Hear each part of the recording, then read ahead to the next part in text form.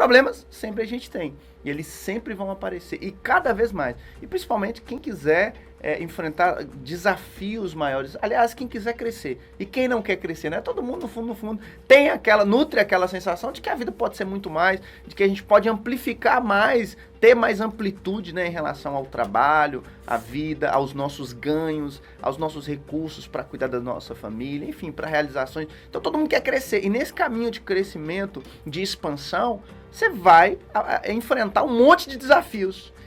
Tá certo? E esses desafios, na realidade, são problemas que precisam ser resolvidos. E como resolvê-los? Como é que você está acostumado a resolver problemas, né? Como é que você lidar com um cenário de contrariedade, por exemplo, né? Um cenário inusitado, um cenário que de repente é atípico. Alguns problemas eles são parecidos, mas existem muitos outros, inclusive, que são novos. São desafios diferentes do que você está acostumado dentro da sua rotina. Como é que você lidar com isso, né? Alguns vão ser paralisados, outros vão reclamar pra caramba, né? Se tornar pessoas azedas e começar a reclamar e se afundar numa redoma, né? E não vai sair do lugar. Vai gastar uma energia ruminando problema, na suposta tentativa de resolver, vai drenar energia, né? E aí, qual que é o caminho então? Ora, a gente já escuta aí bastante que ser orientado à solução é a grande questão. Você é uma pessoa que se orienta à solução ou fica ruminando o problema? Fica gastando energia com os problemas que aparecem, né? Então essa é uma questão fundamental para a gente pensar. E existem cenários diferentes. A primeira coisa, você precisa analisar que tipo de problema é esse. É um cenário que se trata de um problema simples, ou de um problema caótico, ou de um problema complicado, ou de um problema complexo. A primeira coisa, você tem que fazer essa distinção, né, para a gente começar a resolver os problemas. Então, se os cenários, eles são, se por exemplo o problema é simples, o que é um cenário de problema simples? Ora, é um problema que todo mundo vai conseguir perceber absolutamente a relação de causa e efeito. Por exemplo, a lâmpada queimou. Misericórdia! Meu Deus! Todo mundo tá vendo, ela queimou. É simples, o que eu faço? Pô, a gente vai lá, pega e troca a lâmpada. Tá claro? Isso é um problema simples. E aí a primeira coisa é você analisar e distinguir então o que é simples do que é complicado, né? O que é um problema complicado? Um problema complicado, ele já requer uma fala de um especialista, ou seja, um olhar de especialista, certo? Alguém que entenda mais, alguém que seja especialista. Tá? Sei lá, o problema de repente, na luz, a gente começou a perceber, chamou alguém, a gente tentou ligar e acender o interruptor, não era, tentou trocar a luz, não era, o negócio começou a ficar um pouco mais embaraçoso. E aí a gente chama então disso de um problema complicado. A relação de causa e efeito, ela não é tão óbvia, né? Ela não é tão óbvia, ela requer um pouco mais de análise. Então o que a gente precisa chamar? Um especialista, um eletricista, alguém que saiba mexer, ver aí qual é o problema, né? Assim, de maneira mais ampla. O cenário pode ser simples ou pode ser complicado. Um outro cenário é o cenário caótico. Digamos que, por exemplo, vamos supor que esse prédio começa a pegar fogo imediatamente. Que cenário é esse?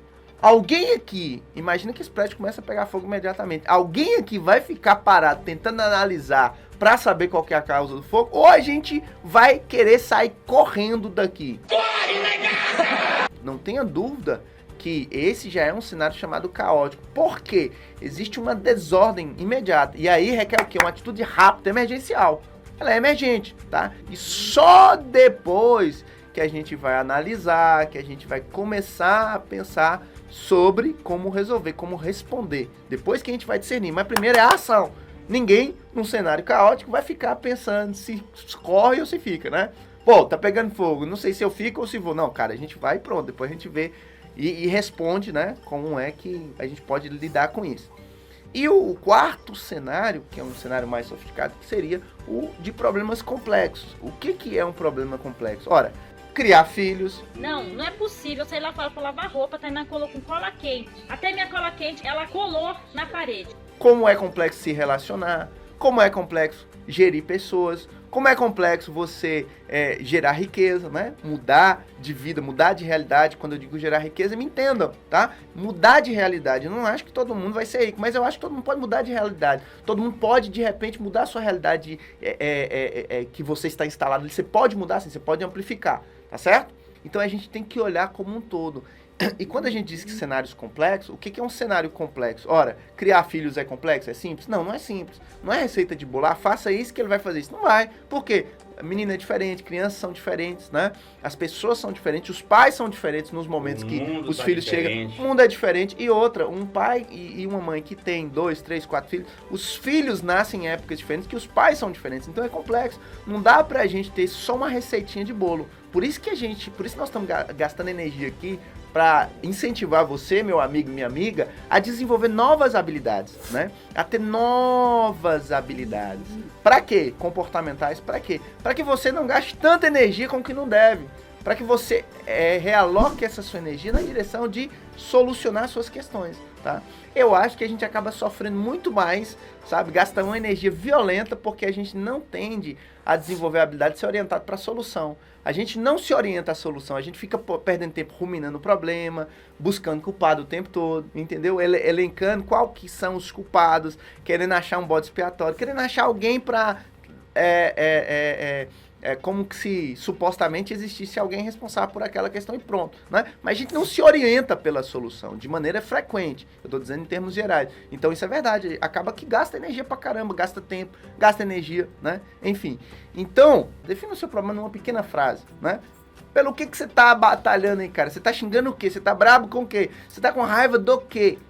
Qual é a situação que está te trazendo desconforto? Defina numa única sentença. Mas será que é ele? Qual que é a situação objetiva? Tente, como a gente falou lá na negociação, separe as pessoas dos problemas e defina esse seu desafio numa única sentença. Se você conseguir fazer isso e começar a treinar a fazer isso, é uma coisa simples, absolutamente simples, mas não é simplória, né? E como diria o Leonardo da Vinci, o último grau de sofisticação é a simplicidade. É a gente que acaba não utilizando essas estratégias, essas ferramentas, para você concentrar energia, para você direcionar a sua energia. Afinal de contas, gente, energia, tempo é valioso, não dá para você ficar perdendo com mesquinharia, com ninharia, né? E com coisas periféricas, com perfumaria, coisa que a gente faz demais por falta de clareza. Tem uma metáfora, né, que a gente aprendeu, que é como que alemãos lidar com a privada, né? E é um pouco como a gente tem que lidar, de alguma maneira. A privada alemã se faz a merda lá, e aí o que acontece? E foi assim durante muito tempo na vida, né? Se achava, por exemplo, as patologias mexendo lá no cocô, certo? Então vai ter que escrutinar, mexer, olhar, sentir o cheiro daquele negócio, tá claro? É um pouco assim, e é um pouco disso pra gente também. Então, de alguma maneira, todos nós, pra resolver as nossas questões, você vai ter que, às vezes, mexer na merda que você fez. Faz sentido isso? Sim ou não? Claro. Agora, uma outra modalidade, que é os franceses são mais revolucionários, né? A merda, ela desce lá, a privada, ela é mais revolucionária, né? Ela desce e vai embora e ninguém vê. Ora, é um pouco disso também que a gente tem que se emprestar. Então tem hora que a gente vai ter que mexer na merda, olhar, escrutinar ela, cheirar, ver, pra gente achar as nossas mazelas pra corrigir o caminho.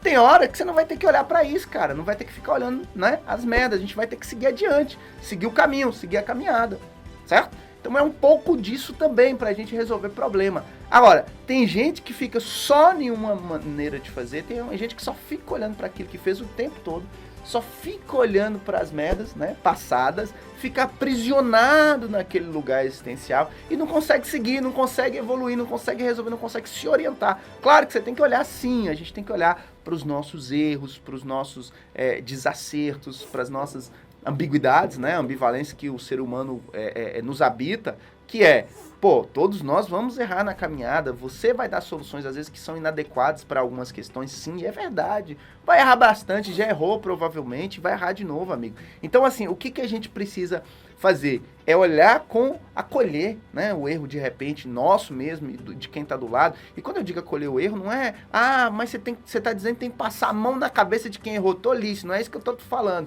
Pelo amor de Deus, gente, não seja idiota na compreensão, né? Perceba, abra a mentalidade para perceber. A gente precisa ter flexibilidade. É só ter flexibilidade para dizer, peraí, cara, realmente eu errei. Poxa, eu errei. Cara, que não erra, né? Vamos continuar, vamos aprender com esse negócio e vamos continuar. Olha, o outro errou, também erra. As pessoas que convivem com você, que trabalham com você, vai errar também.